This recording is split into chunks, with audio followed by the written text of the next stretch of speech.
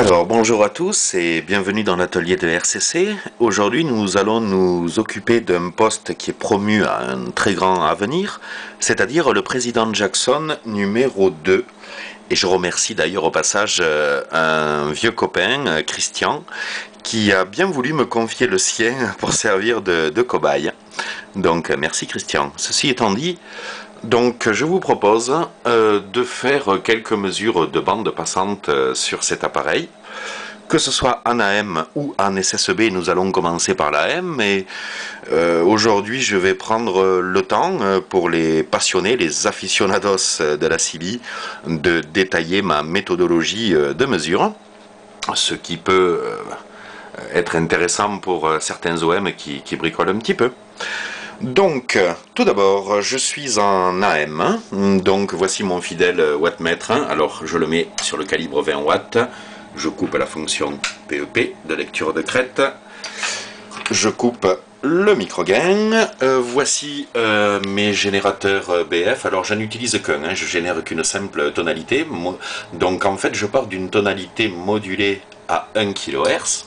Donc j'injecte par l'intermédiaire de ce câble sur la prise micro du 1 kg qui est mon point de référence, qui correspond grosso modo, on va dire à peu près au milieu de la bande passante.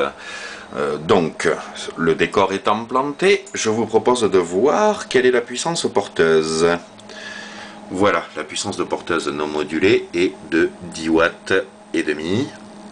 C'est la valeur à laquelle j'ai réglé l'appareil. Donc il est à noter que les mesures que vous allez découvrir sont effectuées au maxi de puissance de porteuse, parce que si j'avais réduit la puissance, le poste aurait été un petit peu plus à l'aise et les mesures auraient été un petit peu plus avantageuses. Donc là je suis dans le cas de figure le plus désavantageux, que ce soit bien clair.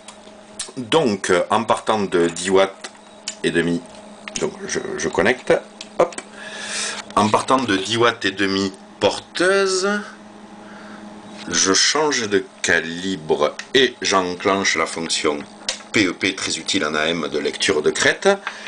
Mon micro-gain est à 0, je le monte et voyons un petit peu la puissance obtenue en crête. Voilà, 25 watts.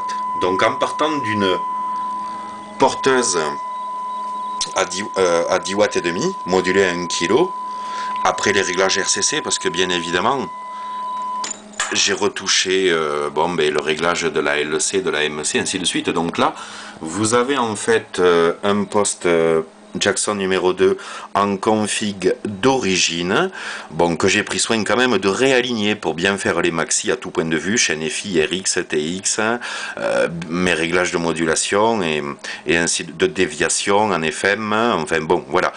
Donc poste config d'origine, mais bien réglé, hein, bien réaligné.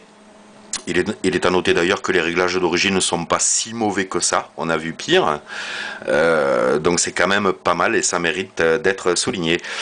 Simplement j'ai fait une petite modif sur la platine, la petite platine qui est derrière la prise micro, là, je pense qu'on ne le voit pas bien forcément, qui contiennent des capacités de découplage qui ont une valeur un petit peu trop élevée et qui ont tendance à tronquer les aigus, donc là j'ai modifié quelques valeurs afin de favoriser les aigus. Donc que ce soit bien clair. Le décor étant planté, disais-je, voyons un petit peu ce que cela nous donne. Donc c'est un poste qui permet de moduler à 25 watts en pointe de modulation, c'est-à-dire plus de 100% de taux de modulation, puisque quand on est à 100% on double la puissance, donc 2 fois 10 watts et demi serait égal à 21 watts, et là on a 25, donc on va dire, il faut le calculer, mais on doit moduler à l'aise à 110%. D'ailleurs confirmé par l'oscilloscope, donc toujours sur le maxi, regardez, hop, voilà, regardez la gueule de la sinusoïde, on voit comme elle est détachée ici, qu'il y a plus de 100% de taux de modulation. D'ailleurs je réduis le gain micro, voilà, donc l'oscilloscope confirme qu'il y a plus de 100% de taux de modulation. Alors voyons maintenant le protocole de calcul. Donc je vous ai fait une petite feuille bien sympathique, regardez un petit peu comme je m'occupe bien de vous aujourd'hui. Donc, mesure de bande passante ANAM du Jackson numéro 2, tout en partant du principe que à chaque fois qu'on gagne ou on perd 3 dB, il y a un rapport de tension de 1,42 fois 1,42 ou divisé par 1,42 selon que l'on gagne ou selon que l'on perde.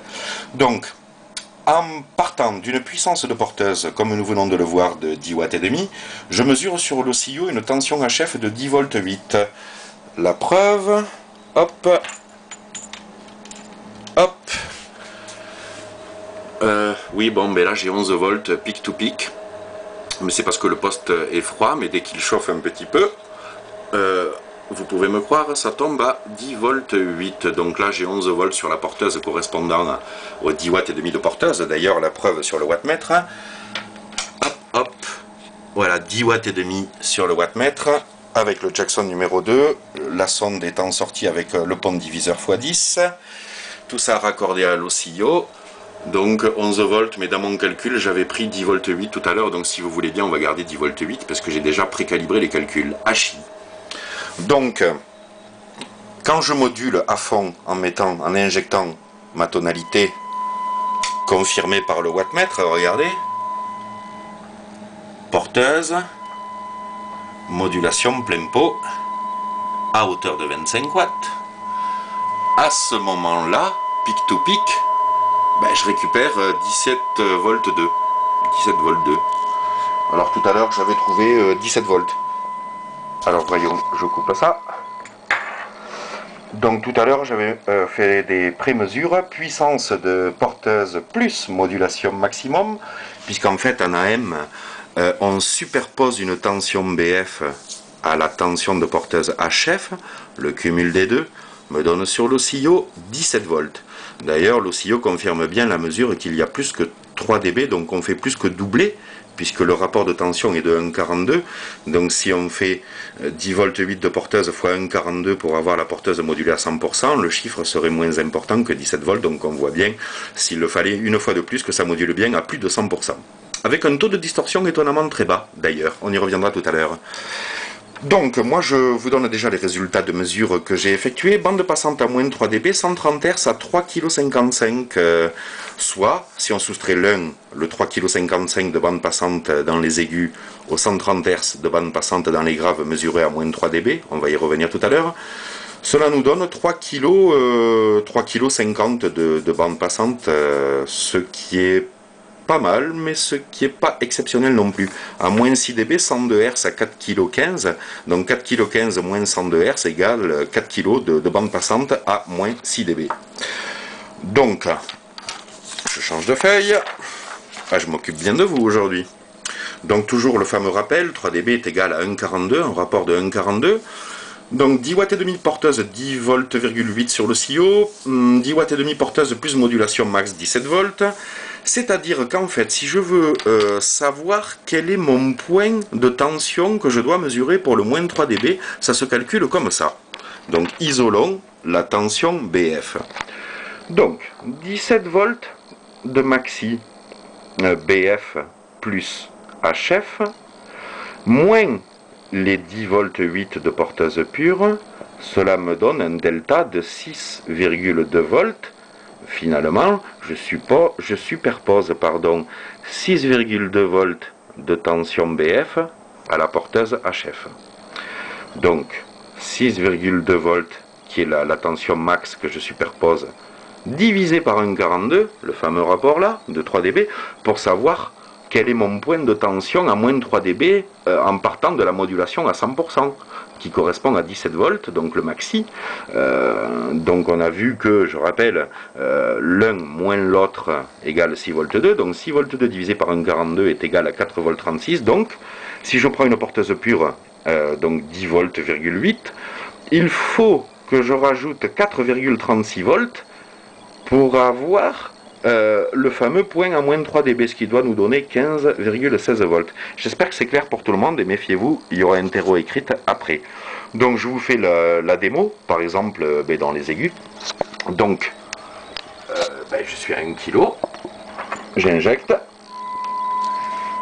et je vais tourner la fréquence, je vais ajuster, pardon, la fréquence de mon gêné jusqu'à que j'arrive sur mon oscillo à 15 volts, combien nous avons dit 15 volts 16, pour avoir le moins de 3 dB. Alors allons-y, voilà le pauvre Jackson. Donc je tourne, 1 kg et quelques, et regardons ce qui se passe là. Donc je repars de mon 1 kg, voilà, 17 volts 2, vous voyez en bas, 17 volts 4. Donc il faut que je m'arrête à 15,16. Alors je fais vite, hein, pour pas que la vidéo dure trop longtemps. Voilà, donc 15 volts 2, hein, 15 volts 16 on va dire. Donc je suis à combien? Je suis à 3,78 kg. C'est à peu près ce que j'avais trouvé tout à l'heure. Pas du tout, j'avais trouvé 3,55 kg. Donc je suis désolé, les mesures ne sont pas tout à fait calibrées par rapport aux mesures de tout à l'heure. Mais bon, c'était pour vous donner l'idée. Voilà, donc voici ce que donne à l'oscilloscope une puissance de porteuse AM modulée par un signal BF à 3,78 kg. Voilà, donc, et il faut refaire à chaque point de mesure, et dans la basse, et dans l'aigu, et à moins 3 dB, et à moins 6 dB. Donc je vous rappelle, je les ai fait pour vous, voilà les résultats. Donc tout ça pour dire que le Jackson numéro 2, nous y reviendrons tout à l'heure, a quand même un sacré potentiel, hein, et je vous retrouve tout à l'heure pour le même type de mesure en SSB, et puis surtout, la cerise sur le gâteau, une modif enfin disponible pour augmenter la puissance de ce vénérable poste qui dispose d'un RD70 au final, Mitsubishi 70 watts. Merci de m'avoir écouté, et c'était la petite leçon de mathématiques et la preuve par 10 ici à l'atelier de RCC, et je vous dis à tout à l'heure.